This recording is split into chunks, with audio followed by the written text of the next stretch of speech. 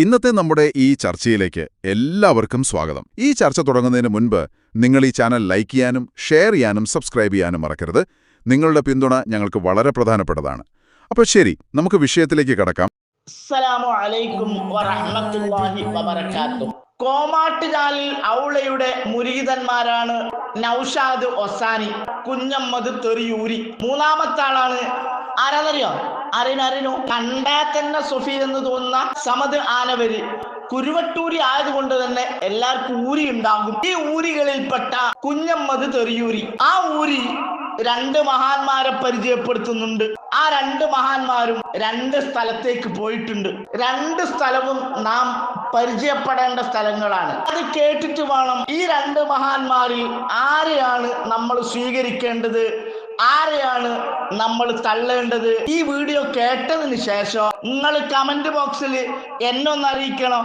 ഇച്ചറിയാൻ ആഗ്രഹമുണ്ട്, ഞാൻ തീരുമാനിച്ച ആളെ തന്നെയാണോ നിങ്ങളും ഷെയ്ഖാക്കാൻ ആഗ്രഹിക്കുന്നത് എന്നറിഞ്ഞാല് വലിയ സന്തോഷാ. അപ്പൊ ഞാൻ ആദ്യത്തെ മഹാനെ ഒന്ന് പരിചയപ്പെടുത്താം. കുഞ്ഞമ്മദെ പറമോനെ, ആദ്യത്തെ മഹാനാരാ? ഇന്ന് ജീവിച്ചിരിക്കുന്ന മഹാനരായ സുൽത്താനുൽ ഉലമ എ.പി. ഉസ്താദ്, അല്ലാഹു ആഫിയത്തോടുകൂടെയുള്ള ദീർഘായുസ് നൽകട്ടെ. എ.പി. ഉസ്താദ് സ്വീകരിച്ച നിലപാടെന്താ? പണ്ഡിതനല്ലേ, പ്രസിദ്ധിയുള്ളവരല്ലേ, പ്രശസ്തനല്ലേ, ഒരുപാട് ശിഷ്യന്മാരുള്ള ഗുരുവര്യരല്ലേ. എന്നിട്ടും എ.പി. ഉസ്താദ് സ്വീകരിച്ച നിലപാടെന്താ? അവിടുന്ന് പോയി മടവൂർ ശൈഖുനയുടെ ഹദ്റത്തിൽ ശൈഖുനയുമായ ബന്ധം സ്ഥാപിച്ചു. ശൈഖുനായുടെ നിർദ്ദേശപ്രകാരം മടവൂരി ശൈഖുന എന്ന് പറയുന്നു, അതിനനുസരിച്ച് പ്രവർത്തിച്ചു എ.പി. ഉസ്താദ്. കേട്ടല്ലോ, ഒന്നാമത്തെ മഹാന്റെ പേരാണ് നിങ്ങൾ കേട്ടത്, ശൈഖുന കാന്തപുരം ഉസ്താദ്. അതിനിവിടെ തർക്കമില്ല. സുൽത്താനുൽ ഉലമയുടെ രോമമാവാൻ പോലും ഇവരൊന്നും ആയിട്ടില്ല. അത് വേറെ ഒരു കാര്യം, അതവിടെ ഇരിക്കട്ടെ. പക്ഷേ ഇത് വഞ്ചനയാണ്. എന്താണ്? നിഫാഖാണ്. ശൈഖുന കാന്തപുരം ഉസ്താദിന്റെ മദ്ഹ് തെറിയൂരി കുഞ്ഞമ്മദ് പറഞ്ഞത് നിങ്ങൾ കേട്ടല്ലോ, ഞാൻ പറഞ്ഞതല്ല. സാക്ഷാൽ കുരുവട്ടൂരി കോമാടൻ ഔളയുടെ മുരീദ് തെറിയൂരി കുഞ്ഞമ്മദ് ആദൂർ മർക്കസുന്നൂർ ദശവാർഷികത്തിന്റെ പ്രചരണ പരിപാടിയിൽ വെച്ചാണ് പറഞ്ഞത്. ആദൂർ മർക്കസ് കുരുവട്ടൂരികളുടെ കയ്യിലായി ഇപ്പോൾ ഉള്ളത്. അവിടെ വെച്ചാണ് തെറിയൂരി കുഞ്ഞമ്മദ് ശൈഖുന കാന്തപുരം ഉസ്താദ് മഹാനാണെന്നും ആ മഹാന്റെ മദ്ഹ് പറഞ്ഞത്. പ്രശസ്തനാണ്, പണ്ഡിതനാണ്, ഒരുപാട് ശിഷ്യന്മാരുള്ള ഗുരുവര്യരാണ്. അങ്ങനെ ഒരുപാട് മദ്ഹുകൾ പറയുന്നു. ആ മഹാൻ എവിടേക്കാ പോയത്? സി.എം. വലിയുല്ലാഹിയുടെ ഹളറത്തിലേക്ക്. ജീവിച്ചിരിക്കുമ്പോഴും വഫാത്തായതിനു ശേഷവും ഇവിടുത്തെ ഹളറത്തിലാണ് ശൈഖുന കാന്തപുരം ഉസ്താദ് പോയത്. അങ്ങനെ പോയപ്പോഴാണ് സി.എം. വലിയുല്ലാഹി പറഞ്ഞത്, അത് നൗഷാദ് പറയും, ഞാൻ പറയുന്നില്ല, എന്റെ വക ഒന്നും പറയണ്ട. പറഞ്ഞ നൗഷാദ്. ഞാൻ ഒരിക്കൽ സി.എം. വലിയുല്ലാഹിനെ കാണാൻ പോയപ്പോ അവർ വലിയ നിസ്കാരം ദിക്റുകളൊക്കെയാണ്. അപ്പൊ ഉസ്താദ് പറഞ്ഞു, ഞങ്ങളെ പോലെ തന്നെ ആകട്ടെ എന്ന് സി.എമ്മിനോട് ഞാൻ ചോദിച്ചു. ഉസ്താദ് പറഞ്ഞു, അവ പറഞ്ഞു, അത് വേണ്ട, ഞാൻ ഖിദിർ നബിയുടെ വഴിയിലാണ്, നിങ്ങൾ മൂസാ നബിയുടെ വഴിയിലാണ്. അതുകൊണ്ട് നിങ്ങൾ പള്ളി മദ്രസ ഉണ്ടാക്കി നിങ്ങളെ വൈക്ക് നിങ്ങളറിഞ്ഞോളി, എന്റെ വൈക്ക് ഞാൻ. കേട്ടല്ലോ, ശൈഖുന എ.പി. ഉസ്താദിന് വല്ലാത്തൊരാഗ്രഹം സി.എം. വലിയുല്ലാഹിയെ പോലെയാവണം. അപ്പോൾ സി.എം. വലിയുല്ലാഹി എന്ത് പറഞ്ഞു? ഞാൻ ഖിദിർ അലൈഹിസ്സലാമിന്റെ ഖദമിലാണ്, നിങ്ങൾ മൂസാ നബി അലൈഹിസ്സലാമിന്റെ ഖദമിലാണ് എന്ന് എ.പി. ഉസ്താദിനോട് പറയുകയും അവരെ ഞങ്ങൾ ഇഷ്ടപ്പെടുന്നുണ്ട്. എ.പി. ഉസ്താദ് അടക്കമുള്ള, സുലൈമാൻ ഉസ്താദ് അടക്കമുള്ള മഹാന്മാരായ പണ്ഡിതന്മാർ, അവരെ ഞങ്ങൾ അംഗീകരിക്കുന്നു, ഇഷ്ടപ്പെടുന്നു. അതിന് നിങ്ങളെ മെമ്പർഷിപ്പ് വേണമെന്ന് പറഞ്ഞാൽ അത് അടുക്കളയിൽ പോയി പറഞ്ഞാൽ മതി എന്നാണ് അതിന്റെ മറുപടി എന്നേ ഈ സമയത്ത് പറയാനുള്ളൂ. ജനങ്ങളോട് സി.എം. വലിയുല്ലാഹി പറയുകയും ചെയ്തു, ഓ ജനങ്ങളെ, ദീനിനെ സംരക്ഷിക്കാൻ വേണ്ടി കാന്തപുരം ഉസ്താദിനെയും താജുൽ ഉലമ ഉള്ളാൾ തങ്ങളെയും ഞാൻ ഏൽപ്പിച്ചിട്ടുണ്ട് കേട്ടോ. അവരുടെ പിന്നിൽ നിൽക്കണം കേട്ടോ, അവിടെ നിന്ന് വ്യതിചലിച്ചു പോവരുത് കേട്ടോ. അവരാണ് ദീനിന്റെ സംരക്ഷകർ. പറഞ്ഞത് കേട്ടവരെത്രയാണ്? സാക്ഷാൽ കോമാട്ടുചാലിൽ ഔളപ്പാപ്പയുടെ ഉപ്പയടക്കം കേട്ടു. അത് ജനങ്ങളോട് അദ്ദേഹം തന്നെ പറയുകയുണ്ടായി. ഞാൻ ഒരുപാട് തവണ ആ വീഡിയോ വിട്ടത് കൊണ്ട് നിങ്ങളെ ഞാൻ ബോറടിപ്പിക്കുന്നില്ല. ഇനി തെറിയൂരി കുഞ്ഞമ്മദ് രണ്ടാമതൊരു മഹാന്റെ പേര് പറയുന്നുണ്ട്, അത് നമുക്കൊന്ന് കേട്ടു നോക്കാം. കുഞ്ഞമ്മദ് പറമോനെ, രണ്ടാമത്തെ മഹാനാരാ? ഇതാ കടന്നു വരുന്നു കാലം കാതോർത്ത നിങ്ങളുടെ പേടി സ്വപ്നമായ ഞങ്ങളവന്യരായ ശൈഖുന. കേട്ടല്ലോ, രണ്ടാമത്തെ മഹാൻ സാക്ഷാൽ കോമാടൻ ഔള. എന്താന്നറിയില്ല, തെറിയൂരി കുഞ്ഞമ്മേനൊരു മടി. ഔളയുടെ മതിൽ പറയാന്, കറാമത്ത് പറയാന് AP ഉസ്താദിനെ കുറിച്ച് പറഞ്ഞതുപോലെ തെറിയൂരി കുഞ്ഞമ്മ അങ്ങനായിട്ട് പറയുന്നില്ല. അതിന് കാരണം മറ്റൊന്നുമല്ല, മൗലാന പേരോട് ഉസ്താദ് പറഞ്ഞു, തൊള്ളയിൽ തോന്നിയതൊക്കെ കറാമത്തായി വിളിച്ചു പറയാൻ പാടില്ല. ആരുടെയെങ്കിലും പേരിൽ എന്തെങ്കിലും തോന്നിവാസം പടച്ചുവിട്ട് അതൊക്കെ കറാമത്തായി ചിത്രീകരിച്ചാൽ യഥാർത്ഥ കറാമത്തിനെയും യഥാർത്ഥ ഔലിയാക്കളെയും ജനം പുച്ഛിച്ചു തള്ളും. അത് ഔലിയാക്കളുടെ വെറുപ്പ് ജനങ്ങൾ സമ്പാദിക്കാൻ കാരണമാകും. അത് കേട്ടതുകൊണ്ട് കോമാടന്റെ കറാമത്ത് പറയാനൊക്കെ ഇപ്പൊ വല്ലാത്ത പേടിയാ കുരുവട്ടൂരികൾക്ക്. പേരോട് ഉസ്താദിനെ തെറി പറയാറുണ്ടെങ്കിലും പേരോട് ഉസ്താദ് അത് പറഞ്ഞതിന് ശേഷം കോമാടന്റെ ഒരൊറ്റ കറാമത്തും നിങ്ങൾ പറയുന്നത് കേട്ടിട്ടില്ലല്ലോ. കേട്ടിട്ടുണ്ടെങ്കിൽ എനിക്കൊന്ന് അയച്ചു തരണം. പേരോട് ഉസ്താദ് അത് പറയുന്നതിന് മുമ്പ് ചില കറാമത്തുകൾ പറഞ്ഞിട്ടുണ്ടായിരുന്നു. അത് ഞാൻ നിങ്ങളോട് പറയാ. 165 വയസ്സായി, 100 ഹജ്ജ് ചെയ്തിട്ടുണ്ട്. ഉമ്മയുടെ ഗർഭപാത്രത്തിൽ നിന്ന് ആപ്പിളായി, പിന്നെ മുന്തിരിയായി, പിന്നെ പേരക്കയായി. പിന്നെന്തേനു, മൊഹീദ്ദീൻ ഷെയ്ഖിനേക്കാളും വലിയ ആളാകുമോന്ന് പേടിച്ചിട്ട് കണ്ട ഔലിയാക്കന്മാരൊക്കെ കൂടി കോമാടനെ പിടിച്ച് വലിച്ച് കുരുവട്ടൂര് ടാങ്കി കൊണ്ടിട്ട് ഒരു കിതാബ് കോമാടന് കൊടുത്തിട്ടാ. അത് വലിയ രസാ. ഒരു തവണ ഞാൻ ഇട്ടിട്ടുണ്ട്, എന്നാലും അത് നല്ല രസമുള്ളതുകൊണ്ട് നിങ്ങൾ ഒന്നുകൂടി കേട്ടാ.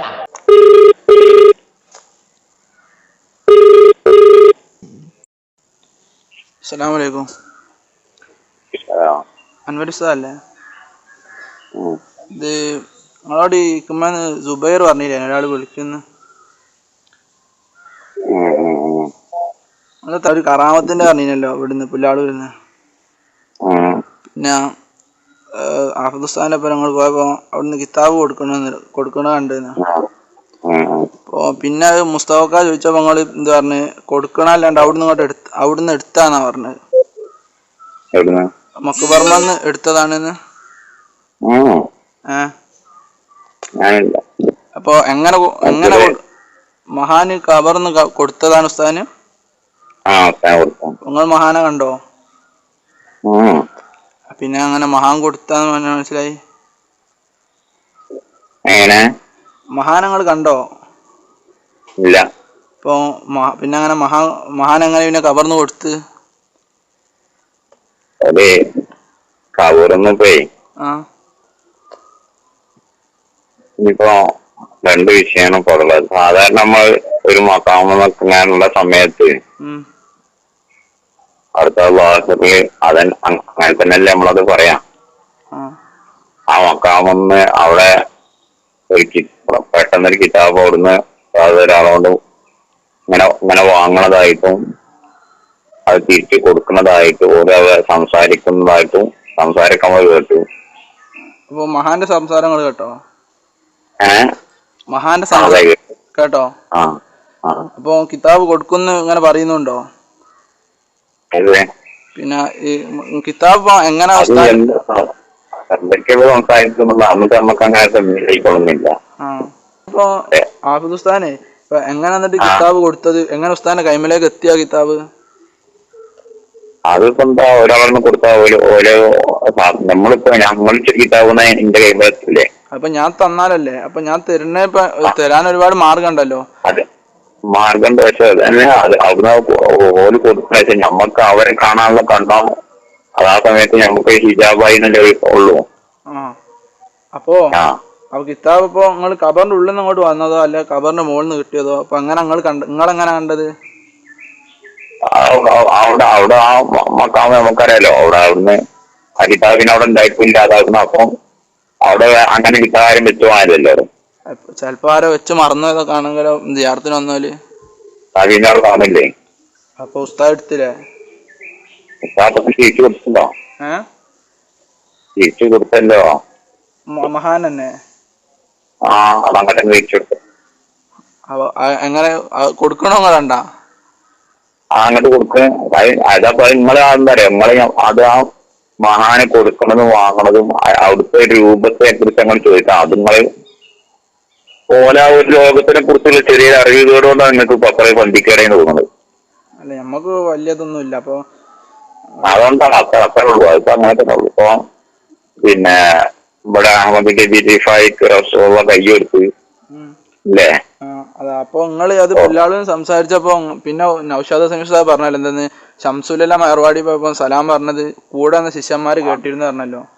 അപ്പൊ മുസ്തഫക്ക് അവിടുന്ന് ചോദിച്ചു അത് അങ്ങനെയൊക്കെ അത് ഒരു കാര്യം എല്ലായിടത്തും ഒരു ഇത്തിഫാക്കായിക്കോളുന്നു. നമ്മൾ പറഞ്ഞു ഇപ്പൊ മൂപ്പരെ കണ്ടില്ല, സംസാരം കേട്ടു ഞാൻ പറഞ്ഞില്ലേ. കേൾവി നമുക്ക് അവിടുത്തെ സംസാരത്തിന് കേൾവിക്ക് നമുക്ക് അവിടുന്ന് അവസരം കാഴ്ച കിട്ടിയില്ല. ഇതൊക്കെ ചിലത് എല്ലാവർക്കും എല്ലാം ഒത്തുനേരം, ചിലപ്പം ചിലത് തീരെ ഒത്തിരാന്നും വരും. ഇതൊക്കെ ഈ മേഖലയിൽ അങ്ങനെയൊക്കെ പറയുള്ളൂ. അപ്പൊ കിതാബ് ഇപ്പൊ കിതാബ് പാടുന്ന നിങ്ങളിപ്പം കണ്ട് പാടുന്ന അപ്രത്യക്ഷമാണ് ഉസ്താവിടെ വെക്കുന്നതോടുകൂടി. അതെ അതെ. അപ്പൊ കിതാബില്ലാതെ പെട്ടെന്ന് കിതാബ് പ്രത്യക്ഷപ്പെടുകയും ചെയ്ത്. അതെ അതെ. അപ്പൊ നിങ്ങളിപ്പോ ഫസ്റ്റ് തുടക്കത്തിൽ സ്വാഗത പ്രസംഗത്തിൽ നിങ്ങൾ അധ്യക്ഷം വഹിച്ചില്ല. നിങ്ങളന്ന് പുല്ലാടിന് ഉസ്താന്റെ നൗഷാദിന്റെ ഉസ്താദിന്റെ മുന്നേ നിങ്ങളതിനല്ലേ പ്രസംഗിച്ചത്. അപ്പൊ നിങ്ങൾ പറഞ്ഞത് മഹാനവറുകൾ കൊടുക്കുന്ന ഞാന് നിങ്ങളെ മുമ്പിലിരിക്കുന്നവരെ കാണുമ്പോൾ എന്റെ കണ്ണുകൊണ്ട് കണ്ടെന്നല്ലേ എന്ന് ഉസ്താദ് പറഞ്ഞില്ലേ. അപ്പൊ കൊടുക്കണപ്പോ നിങ്ങൾ കാണാനുള്ള കഴിവ് നമുക്ക് ഉണ്ടായില്ല എന്നല്ലേ നിങ്ങൾ പറഞ്ഞത്.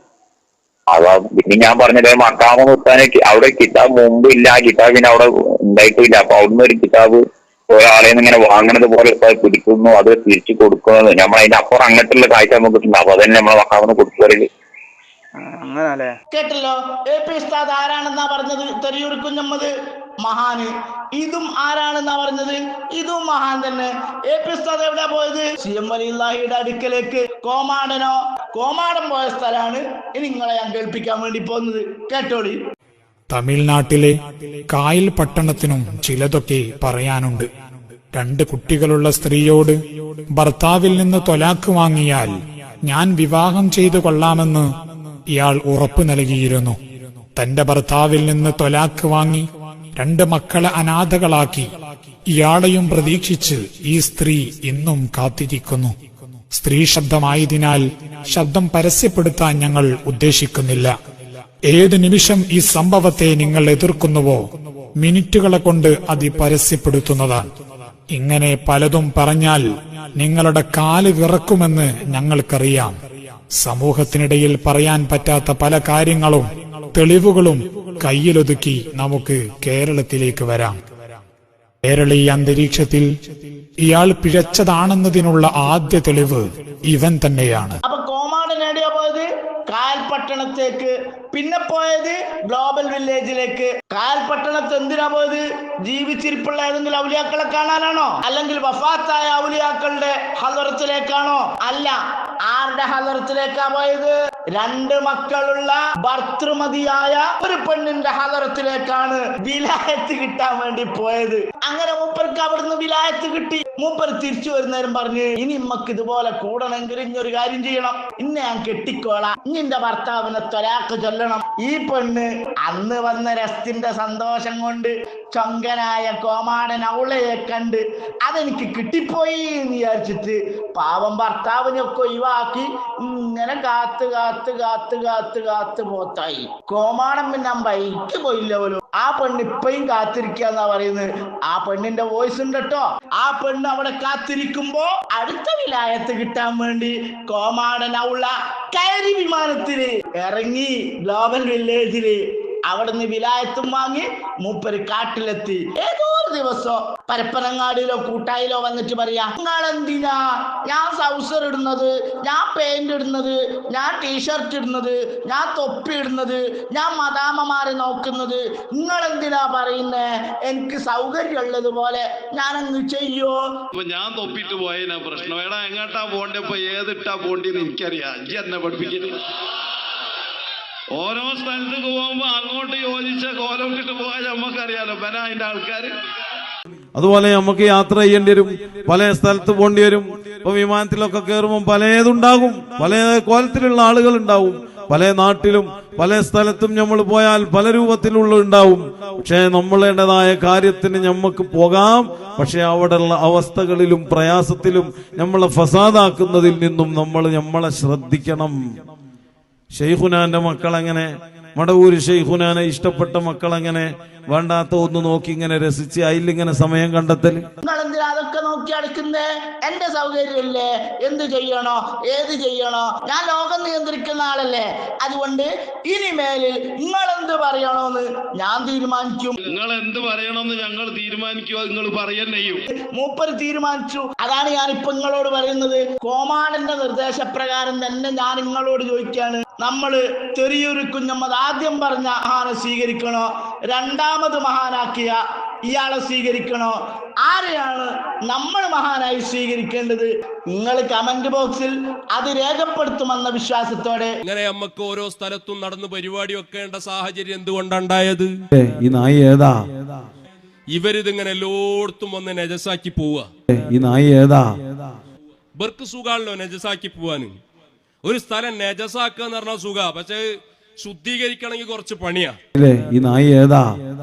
ഇപ്പൊ ഒരാളിങ്ങനെ മംഗലാപുരം, കാസർഗോഡ്, കണ്ണൂര്, കോഴിക്കോട്, മലപ്പുറം ഇങ്ങനെ ഈ ഏരിയകളിലൂടെയൊക്കെ 4 കാലുള്ള ആ ജീവി ഉണ്ടല്ലോ. ഈ നായി ഏതാ? മറ്റേ നായ, ജീവിയുടെ പേര് പറഞ്ഞ ആരും തെറി പറഞ്ഞോന്നല്ല, നായ എങ്ങനെ പോവാ. ഈ നായി ഏതാ? അങ്ങനെ കാലുവന്തിച്ച് ഓട്ടോറിക്ഷ നന്നാക്കാൻ നിർത്തിയ മാതിരി എന്നിട്ട് അങ്ങനെ സ്പ്രേ ചെയ്യാൻ തുടങ്ങി. ഈ നായി ഏതാ? ആ സ്പ്രേ ചെയ്ത സ്ഥലമൊക്കെ കേടുന്നു, ഒക്കെ ആ വിസർജ്യം കൊണ്ട് അത് അശുദ്ധമായി. ഈ നായി ഏതാ? ഈ നായക്ക് വളരെ സുഖാണല്ലോ. ഇനിയിപ്പോ നായല്ല നായക്കളാണെങ്കിൽ അവർക്കും ഇതിങ്ങനെ നടേന്നും പറഞ്ഞിട്ട് ഇങ്ങനെ പോവല്ലേ. ഈ നായി ഏതാ? അതിപ്പോ അവിടുന്ന് തന്നെ എല്ലാം ഒന്നായിക്കൊള്ളുന്നില്ല. അവരെ സന്തത സഹചാരികളായ ആ ആളുകൾ ഉണ്ടാവും ഓരോ ഭാഗത്ത്. ഈ നായി ഏതാ? അവരിതിങ്ങനെ തൂറ്റിച്ചു പോവാ. ഇനിയിപ്പോ ശുദ്ധീകരിക്കാൻ വേണ്ടി നമ്മളൊരുങ്ങിയാലോ, ഞമ്മക്കിതിങ്ങനെ ശുദ്ധീകരിക്കാൻ ഇത്ര എളുപ്പമുണ്ടാവില്ല. നമ്മൾ എന്ത് ചെയ്യണം? 7 ബക്കറ്റ് വെള്ളം, അതില് മണ്ണ് കലക്കിയ വെള്ളം, ഇതൊക്കെ ആയിട്ട് നമ്മളിങ്ങനെ നടന്നിട്ട് ശുദ്ധിയാക്കണം. ഈ നായി ഏതാ? ഞമ്മക്കിപ്പോ മടവൂരി ശൈഖുനയുടെ മധുഹും മഹത്വമൊക്കെ പറഞ്ഞ് മജ്ലിസ് നടത്തുന്നതിന്റെ ഇടയില് ഇങ്ങനെ ഇവരിങ്ങനെ വിസർജിച്ച് അശുദ്ധമാക്കി ഈ നായി ഏതാ? അഹ്ലുസുന്നയുടെ ആശയങ്ങൾക്കെതിരായ വൃത്തികേടുകൾ വിളമ്പിയ സ്ഥലങ്ങൾ ശുദ്ധീകരിക്കേണ്ട അനിവാര്യമായ ഘട്ടമായതുകൊണ്ടാണ്. ഈ നായി ഏതാ? ഒരു വിലയുമില്ലാത്ത നായേനെ പോലെയാണോ?